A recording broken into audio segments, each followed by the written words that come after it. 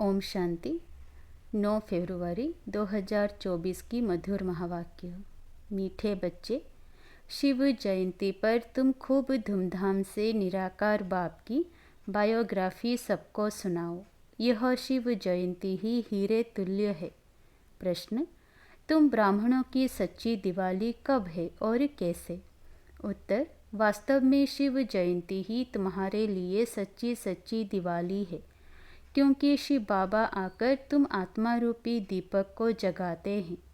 हर एक के घर का दीप जलता है, अर्थात आत्मा की ज्योति जगती है। वह स्थूल दीपक जलाते, लेकिन तुम्हारा सच्चा दीपक शिव बाप के आने से जगता है। इसलिए तुम खूब धूमधाम से शिव जयंती मनाओ। ओम शांति। मीठे मीठे रूहानी बच्चे शिव की जयंती मनाते हैं और भारत में तो शिव जयंती मनाते ही हैं। जयंती एक की मनाई जाती है, उसको फिर सर्वव्यापी कह देते हैं। अब सर्वव्यापी की जयंती तो हो ना सके। जयंती कब मनाई जाती है? जब गर्भ से बाहर आते हैं। शिव जयंती मनाते तो जरूर हैं, आर्य समाजी भी मनाते हैं। अभी तुम मनाएंगे 28वीं जयंती। गोया 28वीं वर्ष हुआ जयंती को। जन्मदिन तो सबको याद रहता है, फलाने दिन यह गर्भ से बाहर आया। अब शिव बाबा की तुम 28वीं जयंती मनाएंगे। वह तो है निराकार, उनकी जयंती कैसे हो सकती है? इतने बड़े बड़े मनुष्यों के पास निमंत्रण कार्ड जाते हैं। कोई को पूछना तो चाहिए, जयंती कैसे मनाते हो? उसने जन्म कब और कैसे लिया? फिर उसके शरीर का नाम क्या रखा? परंतु ऐसे पत्थर बुद्धि हैं जो कभी पूछते नहीं है। तुम उनको बता सकते हो, वह है निराकार, उनका नाम है शिव। तुम शालिग्राम बच्चे हो, जानते हो इस शरीर में शालिग्राम है। नाम शरीर का पड़ता है, वह है परम आत्मा शिव। अब तुम कितना धूमधाम से प्रोग्राम रखते हो। दिन प्रतिदिन तुम धूमधाम से समझाते रहते हो कि जब शिव बाबा की ब्रह्मा के तन में प्रवेशता होती है, वही उनकी जयंती गाई जाती है। उनकी तिथि तारीख कोई होती नहीं। कहते हैं मैं साधारण तन में प्रवेश करता हूँ, परंतु कब किस घड़ी वह नहीं बताते। तिथि तारीख दिन आदि बताएं तो कहीं की फलानी तारीख। जन्मपत्री आदि तो इनकी होती नहीं। वास्तव में जन्मपत्री तो सबसे ऊंची इनकी है। कर्तव्य भी इनका सबसे ऊंचा है। कहते हैं प्रभु तेरी महिमा अपरम अपार है, तो जरूर कुछ करते होंगे। महिमा तो बहुतों की गाई जाती है। नेहरू, गांधी आदि सबकी महिमा गाते हैं। इनकी महिमा कोई बता ना सके। तुम समझाते हो वह ज्ञान का सागर, शांति का सागर है। वह तो एक ठहराना, फिर उनको सर्वव्यापी कैसे कह सकते? परंतु कुछ भी समझते नहीं है। और तुम मनाते हो तो कोई पूछने का साहस भी नहीं करते हैं। नहीं तो पूछना चाहिए। शिव जयंती मनाई जाती है, महिमा गाई जाती है, तो जरूर कोई होकर गए हैं। बहुत भक्त लोग हैं। अगर गवर्नमेंट ना माने तो भक्तों, साधुओं, गुरुओं की स्टैंप भी ना बनाए। जैसी है गवर्नमेंट, ऐसी है रैयत व प्रजा। अभी तुम बच्चों को बाप की बायोग्राफी का भी अच्छी तरह मालूम पड़ा है। तुमको जितना फखूर रहता है, उतना और कोई को नहीं रह सकता। तुम ही कहते हो शिव जयंती हीरे तुल्य है, बाकी सब जयंतियाँ कोड़ी मिसल हैं। बाप ही आकर कौड़ी को हीरे तुल्य बनाते हैं। श्री कृष्ण भी बाप द्वारा इतना ऊंच बना, इसलिए उनका जन्म हीरे तुल्य गाया जाता है। पहले कौड़ी तुल्य, फिर हीरे तुल्य बाबा ने बनाया। यह बातें मनुष्य नहीं जानते। उनको ऐसा वर्ल्ड का प्रिंस किसने बनाया, तो यह भी समझाना चाहिए। श्री कृष्ण जन्माष्टमी मनाते हैं।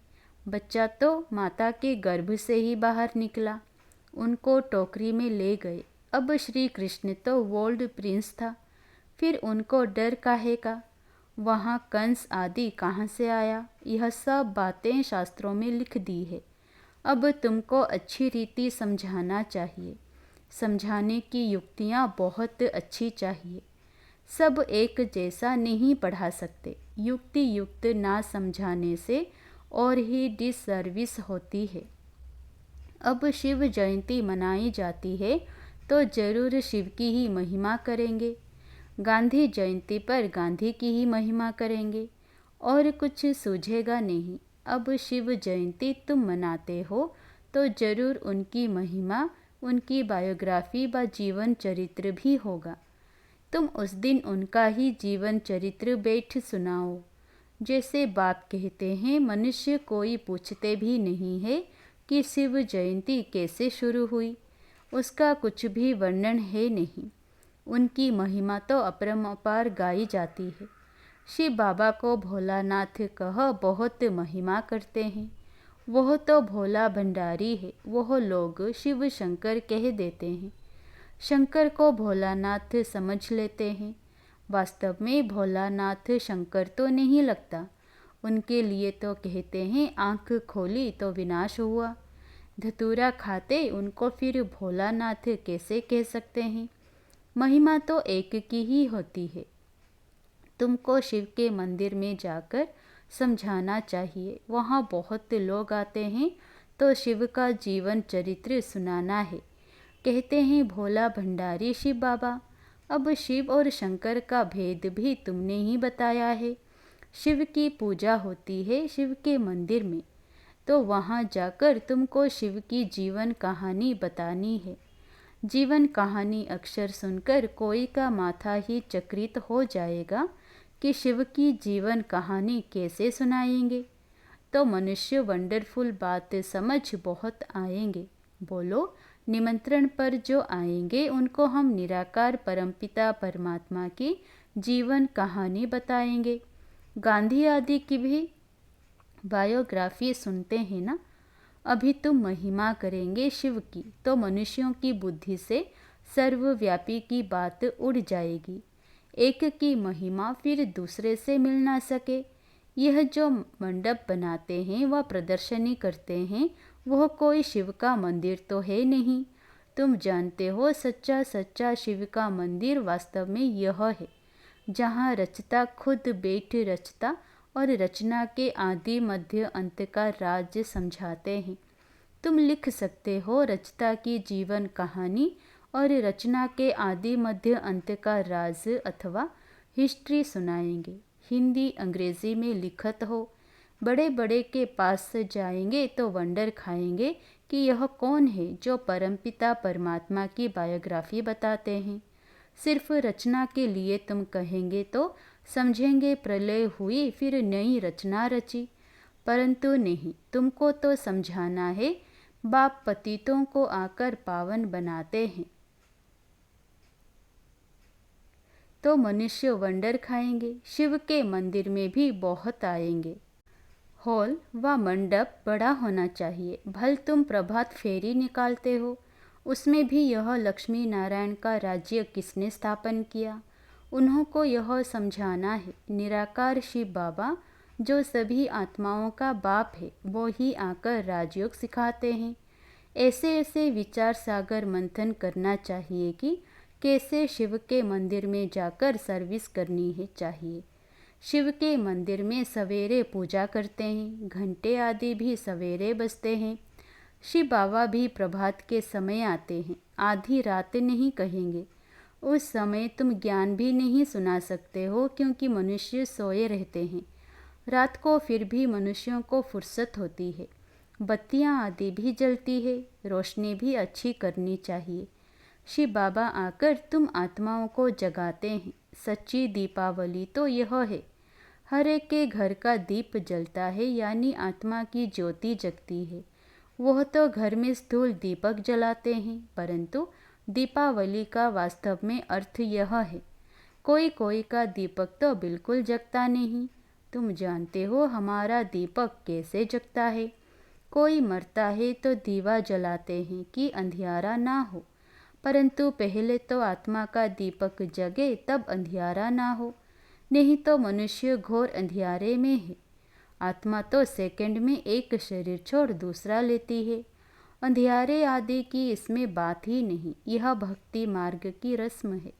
घृत खलास होने से दीवा बुझ जाता है। अंधियारे का भी अर्थ कुछ समझते नहीं है। पितृ आदि खिलाने का भी अर्थ नहीं समझते हैं। आगे आत्माओं को बुलाते थे, कुछ पूछते थे, अभी इतना नहीं चलता है। यहाँ भी आते हैं, कोई कोई समय कुछ बोल देते हैं, बोलो तुम सुखी हो, तो कहेंगे हाँ जी, सो तो जरूर यहाँ से जो जाएंगे अच्छे घर में ही जन्म लेंगे।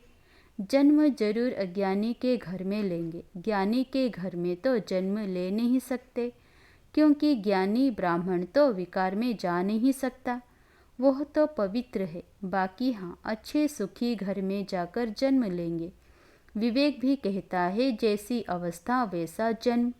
फिर वहाँ अपना जलवा दिखाते हैं। भल शरीर छोटा है इसीलिए बोल ना सके, थोड़ा बड़ा होने से ज्ञान का जलवा दिखाएंगे जरूर। जैसे कोई कोई शास्त्रों के संस्कार ले जाते हैं तो छोटेपन में ही उसमें लग जाते हैं।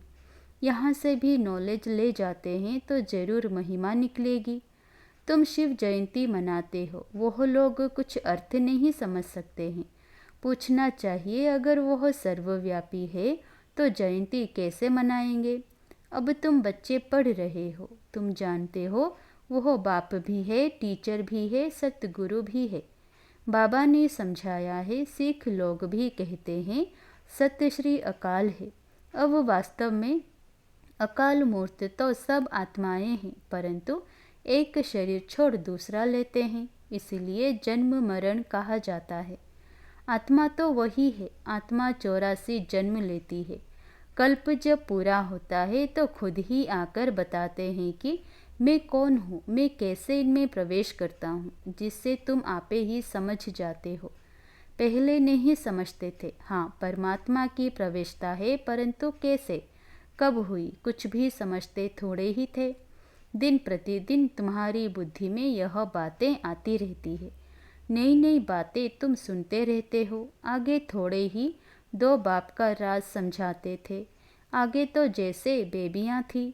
अभी भी बहुत कहते हैं, बाबा हम 2 दिन का आपका बच्चा हूँ, इतने दिन का बच्चा हूँ। समझते हैं जो कुछ होता है कल्प पहले मिसल। इसमें बड़ी नॉलेज है, समझने में भी समय लगता है। जन्म ले फिर मर भी पड़ते हैं, 2 मास 8 मास का हो मर भी पड़ते हैं। तुम्हारे पास आते हैं, कहते हैं यह राइट है, वो हमारा बाप है, हम उनकी संतान हैं। हाँ हाँ कहते हैं, बच्चे लिखते भी हैं, बहुत प्रभावित हो जाते हैं। फिर बाहर गया खलास, मर पड़ा।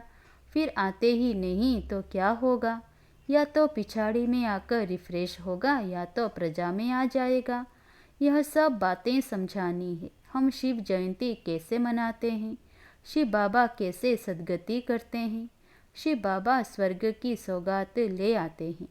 खुद कहते हैं मैं तुमको राजयोग सिखाता हूँ, विश्व का मालिक बनाता हूँ। बाप तो है ही हेविन का रचयिता, तो जरूर हेविन का ही मालिक बनाएंगे।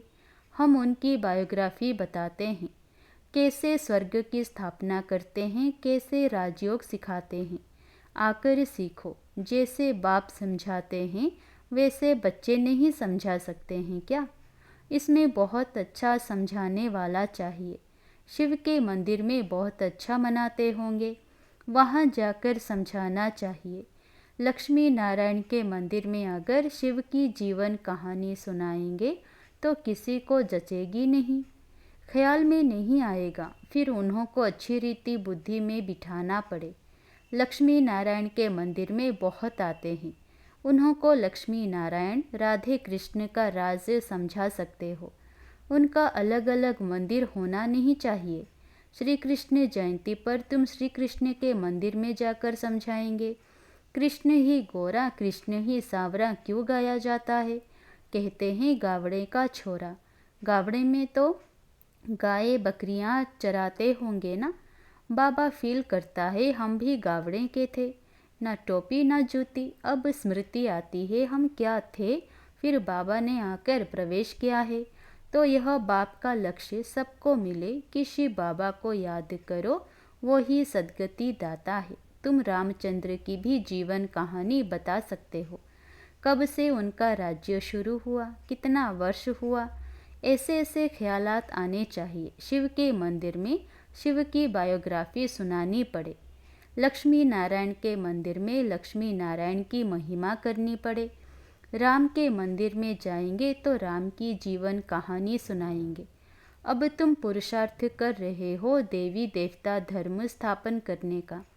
हिंदू धर्म तो कोई ने स्थापन नहीं किया है, बाकी हिंदू कोई धर्म नहीं है, यह सीधा कहने से बिगड़ेंगे। समझते हैं यह कोई ईसाई है। तुम बोलो हम आदि सनातन देवी देवता धर्म के हैं, जिसको आजकल हिंदू कह दिया है। अच्छा, मीठे मीठे सिकिलधे बच्चों प्रति माता पिता बाप दादा का याद प्यार और गुड मॉर्निंग। रूहानी बाप की रूहानी बच्चों को नमस्ते। धारणा के लिए मुख्य सार। पहला, शिव जयंती धूमधाम से मनाओ। शिव बाबा के मंदिर में शिव की और लक्ष्मी नारायण के मंदिर में लक्ष्मी नारायण व राधे कृष्ण की बायोग्राफी सुनाओ। सबको युक्ति युक्त समझाने दो। दूसरा, अज्ञान अंधियारे से बचने के लिए आत्मा रूपी दीपक को ज्ञान घृत से सदा प्रज्वलित रखना है। दूसरों को भी अज्ञान अंधियारे से निकालना है। वरदान, सर्व खजानों से संपन्न बन निरंतर सेवा करने वाले अखुट अखंड महादानी भव। बाप दादा ने संगम युग पर सभी बच्चों को अटल अखंड का वरदान दिया है। जो इस वरदान को जीवन में धारण कर अखंड महादानी अर्थात निरंतर सहज सेवाधारी बनते हैं, वो नंबर 1 बन जाते हैं। द्वापर से भक्त आत्माएं भी दानी बनती हैं, लेकिन अखुट खजानों के दानी नहीं बन सकती। विनाशी खजाने या वस्तु के दानी बनते हैं, लेकिन आप दाता के बच्चे जो सर्व खजानों से संपन्न हो, वह एक सेकंड भी दान देने के बिना रह नहीं सकते। स्लोगन, अंदर की सच्चाई सफाई प्रत्यक्ष तब होती है जब स्वभाव में सरलता हो। अच्छा, ओम शांति।